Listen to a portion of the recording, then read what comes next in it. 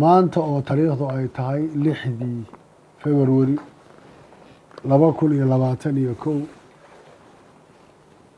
aan joogo magaalada Samareeb uu yahay waxa aan ku jirnay shirkii Samareeb tiri 4 oo soo socday muddadii maalmihii dhaweeyay la soo dhaafay waxaan rabaa inaan marka hore wax yar oo hordhaca ka bixiyo marxaladihii aan soo marnay waxaan rabaa inaan sheego weliba inaan qaban doono shir ama kulan aan kaga hadli doono si faahfaahsan marxaladihii waddanku uu soo maray gaar ahaan Jubbaland iyo xaaladeedu halka ay soo martay doorashadii ka hor iyo kadibba laakiin waxaan tan rabaa inaan maanta ku soo koobo marxaladda taagan iyo sida ay ahayd waxaan isugu nimid Samareeb 2 madaxweynaha jamhuuriyadda ra'iisul wasaarihii hore iyo madaxda dowlad goboleedyada iyo gobolka Banaadir waxa aan kaga hadalay waxay ahayd in xal laga gaaro gobolka Gedo guddi loo saaro guddidaasi inta aan Samareeb 3 la isugu soo noqonin ay iyagu ka soo tala bixiyaan xal laga gaaro iyadoo markaa dowladdu ay ka shaqeynaysay ciidamo lagu daldalayo culaysyo badan oo la gaarsiinayay dadka iyo dhibaato dadka la dhex dhigayay muuqatayna inta ka horeysa shirka dambe intaanaan isugu imanin in tallaabo la qaado arrintaana madaxweynaha jamhuuriyadda iyo madaxdii kaleba aanu ka wada hadalnay ma ayna dhicin Samareeb tiri ma aanaan imanin sababo jiray awgood oo arrintii xukuumaddii iyo waxyaalihii dhacay baa sababay wax tallaabo arrintaa laga qaada mayna jirin Sebtembar imaatinkii aanu nimid Muqdisho waxaan beesha caalamka iyo xukuumaddaba u sheegay inay igu adag tahay inaan shir ka qayb galo iyadoo dagaal uu ka taagan yahay gobolka Gedo maalintii garoonka aan kula kulmay beesha caalamka iyo xukuumadda ciddii aan ka arkay waxaan u sheegay culayska naga haysta shir inaan ka qayb galo xaaladda ka socota gobolka Gedana aanan mas-uuliyaddeeda qaadi karayn dood dheer ka bacdi waxaa ii soo baxday shirkaa inaan ka baaqdaayey inay caqabad ku tahay masiirka ummadda Soomaaliyeed waxay noqotay inaan u tanaasulo oo aan ogolaado inaan shirka ka qayb galo lagaga hadlayo arrinta doorashada iyo masiirka Soomaaliya inta shirkaasi uu socdana midda kale ee dhibaatada gudaheedeen markaa tirsanaynay ee Jubbaland ka jirta inaan gudaheeda ku shaqeyno inta ay maqnaayeen madaxdii kale aniga iyo madaxweynaha maxamed cabdulaahi farmaajo waanu kulannay waxaanu ku heshiinay inaan ka shaqeyno guddi saaro la soo ururiyo sidii xal looga gaari lahaa arrinta taagan ee gobolka Gedo madaxweynuhu nin buu soo magacaabay ahaa taliyaha nabad sugidda Fahad Yaasiin ana nin xildhibaana baan ku soo daray waxaan ku nidhi tala noo soo jeediya oo waxaad keentaan Geele Jaamac Mursal iyo Fahad Yaasiin tala ku eg xaaladdan wixii hadda laga qaban karayo waxay soo jeediyeen in la qabto guddi wada jir ah guddidaasi inay soo jeediyaan xal sidii looga gaari lahaa arrinta gobolka Gedo maamulkii sidii wax loogu qaban lahaa sidii dhibaatada taagan xalkeeda loo gaari lahaa oo dowladda federaalka iyo Jubbaland waxay isku haysay gobolka ku saabsan loo sameyn lahaa oo guddidaasi ay uga howlgeli lahayd muddo koobanna loo cayimi lahaa inay arrintaasi ku dhammaato waxba mayna ka dhicin madaxweynuhu isagaa ballantaa ka baxay shaqadii aan isku ogeyn oo dhanna dhinaca kale u rogay isagoo markaas waxyaalo aan munaasab ahayn ama aan madaxweynenimadiisa u qalmaynin ay noqotay waxa uu hadafka ka dhigay oo ay ahayd doodo ku saabsan arrinta Jubbaland iska daaya waxa caqabadu Gedo ma ahayn Kismaayo ka jirtaa isagoo xusay markaas waxyaalo aanan hadda inaan sheegay ay ceeb ugu tahay oo ay ka mid tahay reer iyo qabiil iyo Kismaayo iyo hogaamiye kooxeed iyo waxaana la isku hayaa iyo waxaana la isku hayaayo aan igula hadlin cod madaxweyne uu ka hadlayay wax si jufanimo ah ku saabsan taas waxay soo gaarsiisay inaan shirkii iraahdo haddaba kama qayb gelayo saaxiibaday markii hore madaxweynaha puntland baa nagula jiray dib u heshiisiinta iyo negotiationka aniga madaxweynaha naga dhexeeyey madaxweyne qoorqoor cabdicasiis waare iyo cumar finish yaa waxay qaateen marka weliba saddexda madaxweyneha kale intii hore idinka qoys u wada shirayo isla socday waxaan rabnaa inaad shirkana nala dhamayso hawshana aad nala qaadato oo kabacdi annagu aanu gallo waxaan ku iga daayay arrintaasi way adag tahay ninkaana nin u socdo ma ah waxaa dhacday markaa inaan sida ugu sharafta badan ee loo dhammayn karayo aan u dhammaynay isla qaadanay labada goobood sida loo qaybin iyo say noqonayso doorashadiina aan go-aankeedii 17 September sidaa ku gaarnay intaasi markay dhacday waxaan ka hadlay oo ka mid ah qeybta hadalkii aan ka hadlayey madaxweynuhu stateka dhexdiisa u taallaa siduu u qaybsanayo kuraastiisa ee labada magaalo ugu qaybinaya maadaysid maya buuro 2016 waa la qaybiyey idinku keena hadda soo yeedhi waan sheegnay waan dhammaynay waxay noqotay in nooc loo kala saaro gobolkii oo qabaa'ilada qaarkood oo labada meelood ba degaya la yidhahdo hal meel bay wada degaane madaxweynuhu isagoo dan kale markaas uu riixidaa keenay saaxiibaday markay hawshii dhammaatay jawaab lagama helina nin waliba wuu dhoofay ilaa waa la heshiiskii waa la gaaray maalintii aan tegay kismaayo 3 maalmood kadib waxaan furay shirkii golaha baarlamaanka ee heer dowlad goboleed furitaankii shirkaan kaga hadlay mowqifkayga sida wax loo qaybiyey aragtida aan qabo taasay ahayd waxay ku salaysnayd waan ka hadlay waxaan xalka u arkayey siday wax u jireen qaybinta la qaybiyey iyo inuu madaxweynuhu lahaa ku tagrifalkeeda iyo riixideeda waana la ogaa waana hadal duuban oo yaallu ah maana ka helin wax jawaaba waxa nagu soo noqday ma jiro halkaa iyadoo taagan tahay waxaan muddo 4 bilooda ku baaqaynay iyadoo markaa 3 qodob oo ka mid ahaa qodobadii laga hadlayey doodoodu soo noqotay oo ka mid ahayd guddiyadii la soo saaray oo laga cabanayey musharaxiintu ay ka cabanayeen oo lalahaa waxaa ka buuxa nabad sugid iyo shaqaalo dowladeed oo ay ku jirtay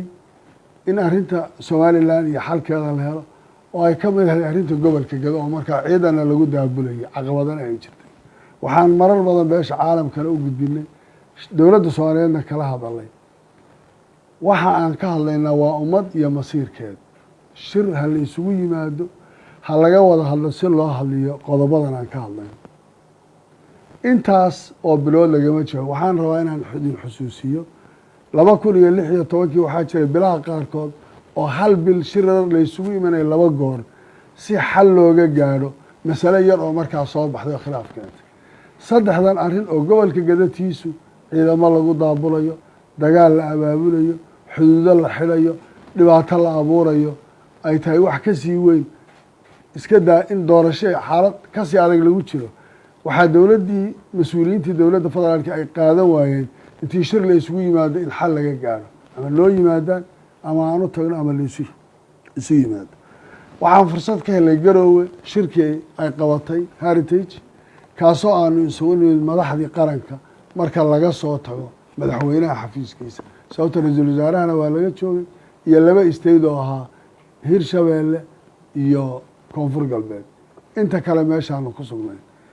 dood dheer kadib oo labada aqal guddoonkoodii ay joogeen waxaa la yidhi maxaa xala waxaanu qaadanay jubbaland oon tanaasul ku samaynay war arrinta gobolka gado waa caqabad taagan caqabaddaa waxaan u baahannahay in laga gudbo si looga gudbo waddankuna uu doorasho u galo khalkhal kalena uuna u sii gelin waxaa muhiim noqotay oo aanu soo jeedinay arrinta gobolka gado in xalkeeda guddi loo saaro wakti muddo ay noqoto la cayimo laga shaqeeyo arrinta garbaharey iyo doorashadana si waddanka doorashadu uga dhacdo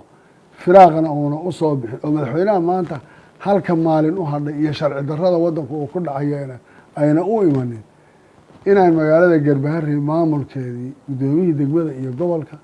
iyo boolis la keeno jubbaland oo maamulka la shaqeeya iyo amisom booliis dowladda ay soo wareejiso gobolka intiisa kalena laga qaado guddiyo iyo marxalado lagu gaarsiin karo dib u heshiisiin tallaabadaa la qaado oo dib u heshiisiintaas weliba ay keenayso dadkii reegado ee maamuladii ku jiray labada dhinacba in la isku keeno la heshiisiiyo maamul ka kooban dadkii oo dhan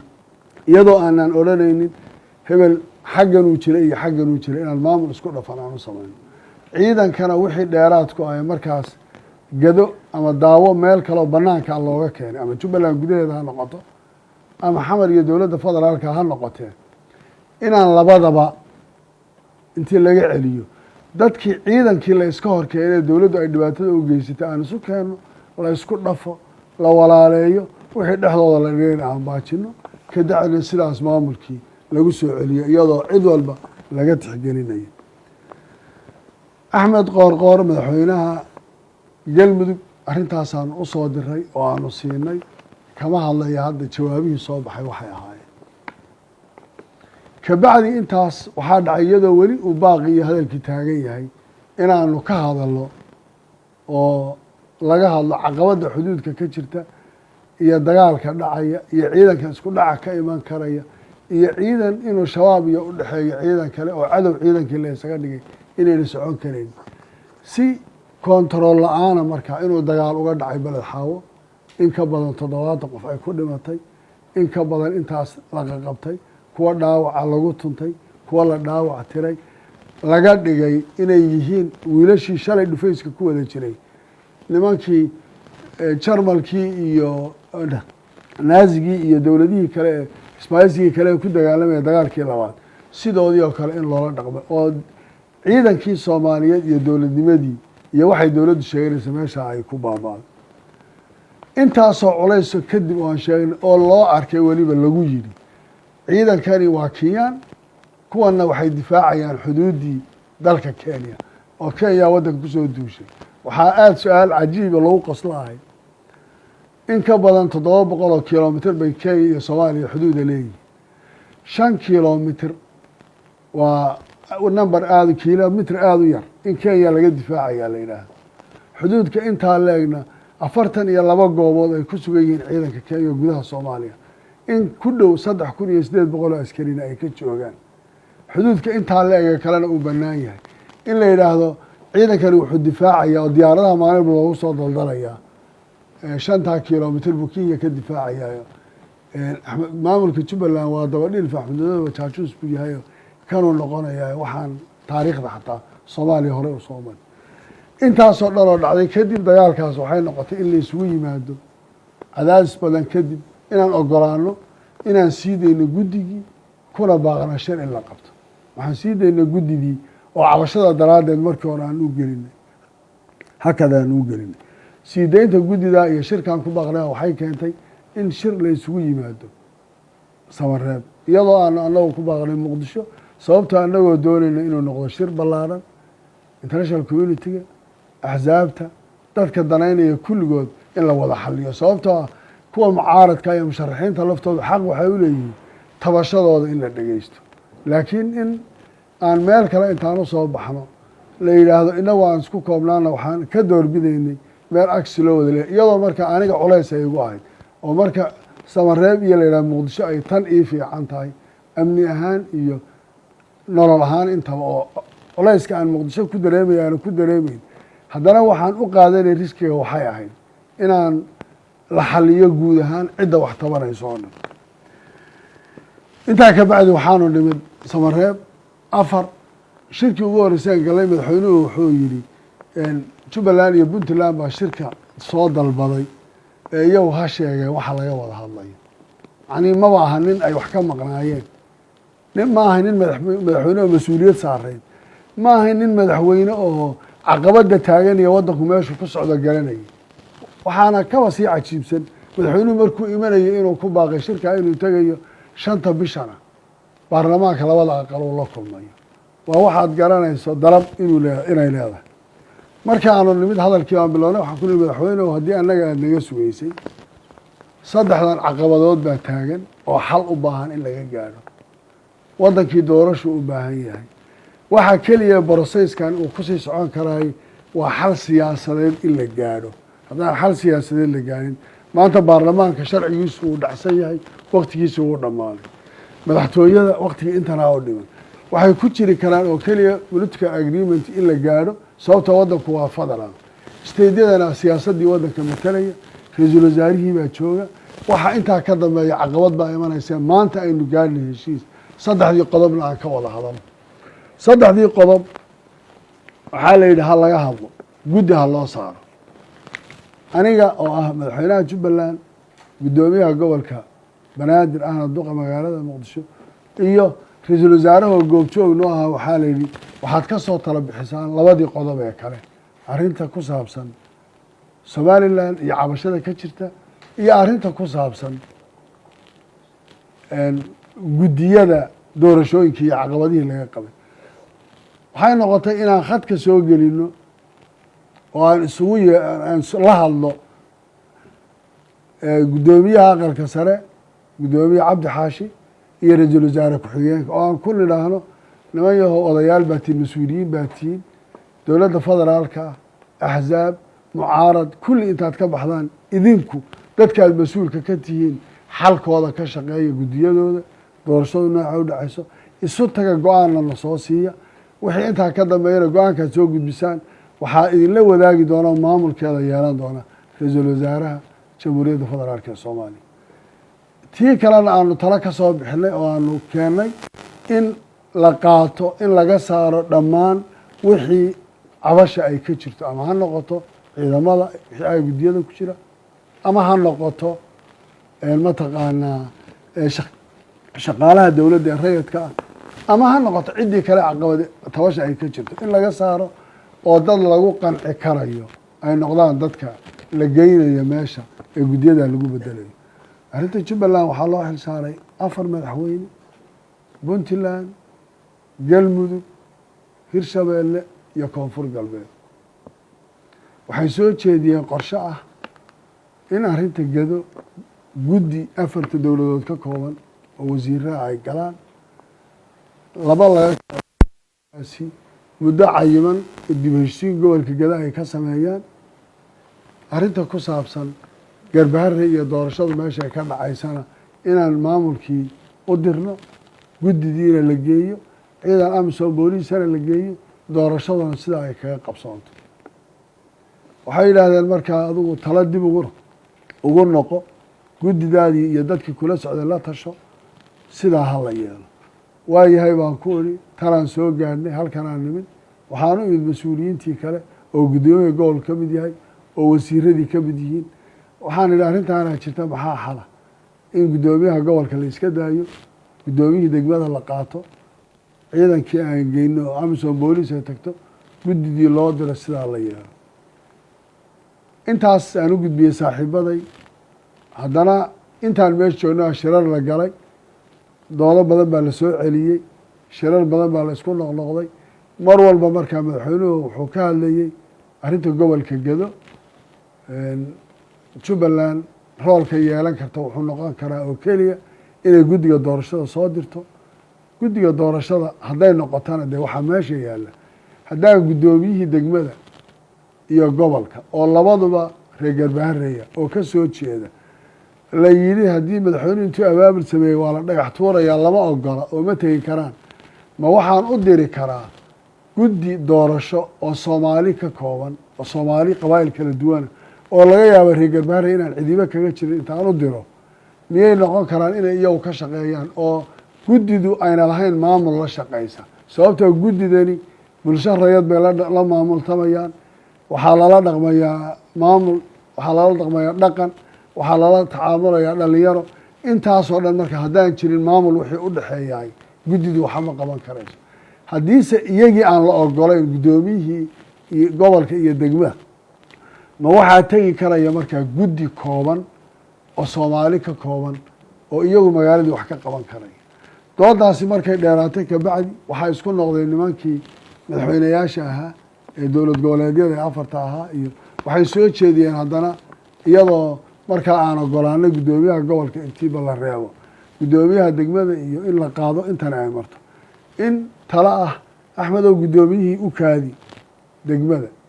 waxaan rabnaa guddi inaan u dira garbaharey guddidaasi inay ka soo shaqeeyaan in ay dadka la kulmaan dib u heshiisiin sameeyaan ay soo jeediyaan marka bal qof kale oo aan hadda guddoomiyaha jooga ahayn ay soo barboos gareeyaan oo la yidhaha qofkanaa dadkii isku raacsan yahay waxaan rabnaa guddoomiyaha degmada inaad qofka jubbaland usoo magacaawdo kabacdina qofkaasi uu noqdo maamulkii jiray isaga iyo amnigiisii lagala shaqeeyo amisom booliis la keeno guddidii la geeyo sidaa ay ku shaqayso warka laygu soo celiyey waxay madaxweynuhu inuu yidhi maya haddii jubbaland ay magacaabaysaba guddida ha soo jeediyeen odayaasha ha soo jeediyeen hadday magacaabisba jubbaland ay ku leedahay ma aqbalayo oo dhibaataa dhacaysa ma kari karayo markaa anigu guddi inaan khatar geliyo laleeyahay guddoomiyihii ay la shaqaynaysa haddaan magacaabo dhib baa ku imanaya waxaan isku daynay wax kasta oo tanaasul oon samayn karra inaan samayno waxaan soo jeedinay oo kale haddii ay sidan tahay arrinta doorashada bal intii loo kaadiyo dib u heshiin ha la galo gobolka gedo oo dhan ha laga gado garbaari ha laga bilaabo ciidamadii ha laysku dhafo maamuladii ha lasoo waxeeyo gobolkii ha lagu soo celiyo jubbaland gacanteeda kabacdina doorashadii inta broseyska kale uu socday gaadhaysahay ha la qabto arrintaa iyadaa madaxweynuhu uu ka goos qabsaday waxaan rabaa inaan idinaa dagaal baa jiro wiilal baa dhimanaya mushkilad baa taagan oo dhib baa jira waxaan madaxweynaha u sheegay madaxweynuhu anigu kuraasta masharax ma yihi dhan kursi kabelihi laakiin waxaan rabnaa doorasha inay dhacdo xataa hadday adig kuu soo wada baxaan ood kulli aad u ka shaqaysanayso waa sideeda wax kuu yaala laakiin hodaan ugu yidhi broseyska ka dhexbaxo kaambeynkaaga ku jira intaan waktigaagu kaa dhammaanin waxaan ha kaa dhacdo doorashadu ha dhacda ogolow mayna dhicin intaasoo dhan madaxweynuhu wuxuu ku soo koobay inuu isku koobo sheegasho hal gobol iyo hal degmo oo soomaaliya ka mid a oo degmo ka mida gobolka gedo oo kuraas ay taallo uu yidhaahdo aniga unbaa ka talinaya haddaba madaxweynaha waktigiisu dhammaaday see buu soomaaliya u xukumi karayaa hadduu hal degmo sheegtay oo uu yidhi anaa leh oo anaa ka soo jeeda oo reerka yagaa dega oo anaa maamulaya oo doorashadeeda maamulaya oo maamulkeeda iskale suurtagal miyay noqonaysaa madaxweynuhu soomaaliyada kale oo dhan inuu isagu mas-uul ka noqdo oo uu yidhaahdo anaa soomaaliya madaxweyne ka deegaan iyo lebalka intaa leegna inuu ku kooban yahay wax dhici karaya maaha waana arrin aada iyo aada looga xumaado waxaan ku baaqaya waxaan diyaar u ahayn wax kasta oo laloo soo jeediyey waxaan u taagnayn si kasta oo doorasho nabada ay ku dhici karayso waxaan ka xumahay in maanta ciidan soomaaliyeed isku hor fadhiyo oo wiilashaa maanta wax qaban kara ayna jirin waxaan ka xumahay in maalin walba diyaarado rasaas iyo qoryo iyo baabuur wada gobolka geda lagu sii wado lagu daldalayo oo maanta deegaanada intoodii kalena ee jubbaland danab maanta rasaas baa ka taalla ay shabaab kula dagaalamaysa waxaa la yidhi jubbaland weydiista ha idiin soo qaada diyaarad dowladdu uma helaysa kiradeeda s n a baa la yidhi waxba idiinma heli karayno ciidan s n a oo dhoobley isku dilaa maxkamad la yidhi ha loo soo diro dowladdu waxay tiri uma hayno maalin walbana 5 falayd 6 falayd baa tagta oo ka degta oo shaqo ka qabata oo hub geysa oo rasaas geysa dhibaato aada u weyn weeye waxaan diyaar u ahayn oon intaa ka hadlaynin oo meel caalam iyo madaxda soomaaliyeedba kaga hadlaynay war waddankan hala badbaadiyo maanta waxay taagan tahay in madaxweynihii uu ballansaday baarlamaan waktigiisii dhammaaday iyo isaga oo berri waktigiisii ay ka hadhay waxaan rabaa baarlamaanka soomaaliyeed inaan u sheego waddankan dhibaataha gelinina su-aal baa imanaysa 4 sano madaxweynahaan arkay waddan ma maamulaynina yaa maamulayay xaggeesa waddankan uu ku socdaa 4 sano kadibna sharciyadda maanta baarlamaan lagula hadlayay iyo waxa la soo saaraya maxay noqonaysaa soomaaliyay dagaal qabiil ma aha dagaal sokeeye ma aha 91 ma aha system iyo dastuur baan leenahay isaga hala ilaaliyo ra-iisul wasaaraa jooga xukuumad ka hertee karaa jiri karta waxay ila tahay in dadka soomaaliyeed si degan iyo beesha caalamkaba waddankan arrintiisa looga fiirsado waxa uu xalay ninka hadlayay magaca dowladda ku hadlayay akhriyayana wax sax a maynan ahayn inta barobooskay soo jeediyeen madaxduna waa la yaqaanaa inta aan compromise gala iyo tanaasulla waa la yaqaanaa waan ka hadli doonaa markaan kismaayo nabad ku tago haddii ilaahay yidhaahdo taariikh dheer baan ka hadli doonaa doorashadii jubbaland baan ka hadli doonaa 2 sano ka hor oo waddanku dowladdu ay diiday in shir la isugu yimaado yaan ka hadli doonaa aad baad u mahadsantihiin